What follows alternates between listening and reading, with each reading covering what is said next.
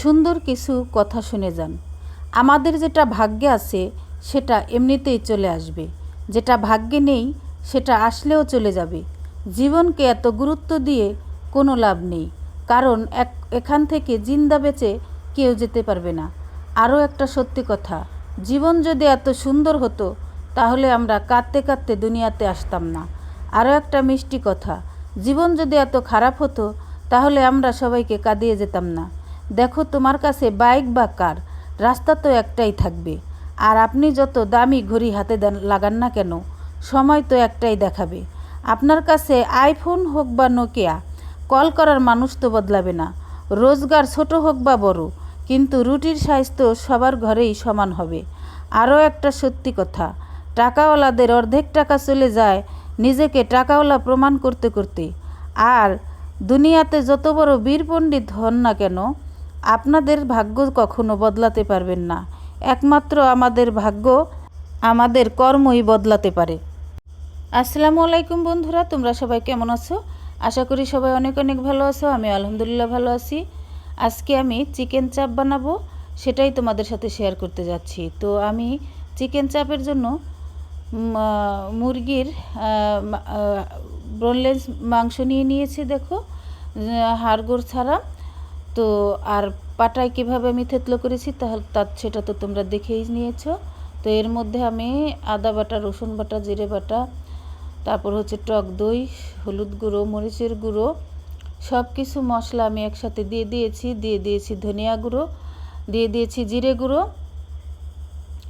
এখন এর মধ্যে একটু মাংসের মশলা দিয়ে দিয়েছি, রাঁধুনি মাংসের মশলা দিয়ে দিচ্ছি। এখানে একটু সয়া সস দিলে কিন্তু এর টেস্ট অনেক ভালো আসে। দিয়ে দিচ্ছি এখানে টমেটো সস।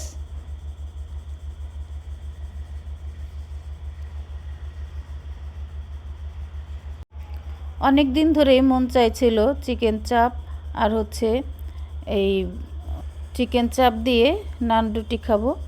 তো রমজান মাস ছিল তখন, সেজন্য আর সেরকম খাওয়া হয়নি, করাও হয়নি। রোজা থেকে তো আর এগুলো করা যায় না আর খাওয়াও যায় না। তো দিয়ে দিয়েছি আমি স্বাদ মতো নুন দিয়ে আমি হাত দিয়ে সুন্দর করে, দেখেন, এটাকে একটু সময় নিয়ে মাখাতে হবে। এই মাখানোর কাজটা কিন্তু আসলে একটু সময় নিয়ে করবেন, তাহলে কিন্তু বেশি ভালো হবে।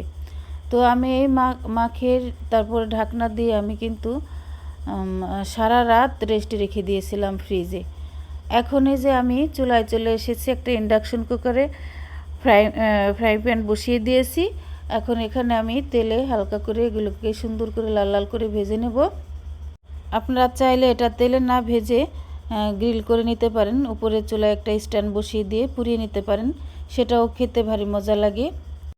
তো বন্ধুরা, রেসিপিটি আর ভিডিওটি আপনাদের কাছে কেমন লেগেছে অবশ্যই কমেন্ট করে জানাবেন। আপনাদের কমেন্ট পড়তে আমার খুবই ভালো লাগে। আসুন আমরা সবাইকে সাপোর্ট করি। সবাইকে সাপোর্ট করলে ভিডিও করার উৎসাহ বেড়ে যায়। আর আমি চেষ্টা করব আপনাদের প্রত্যেকটি কমেন্টের রিপ্লাই দেওয়ার জন্য। আমরা হিংসা বিদ্বেষ ভুলে গিয়ে সবাইকে সাপোর্ট করব, সবার পাশে থাকবো ইনশাল্লাহ। কারণ আমরা এখানে সফলতা অর্জন করতে এসেছি, আমরা কারো সাহায্য ছাড়া কিন্তু একা উপরে উঠতে পারবো না, এটাই স্বাভাবিক।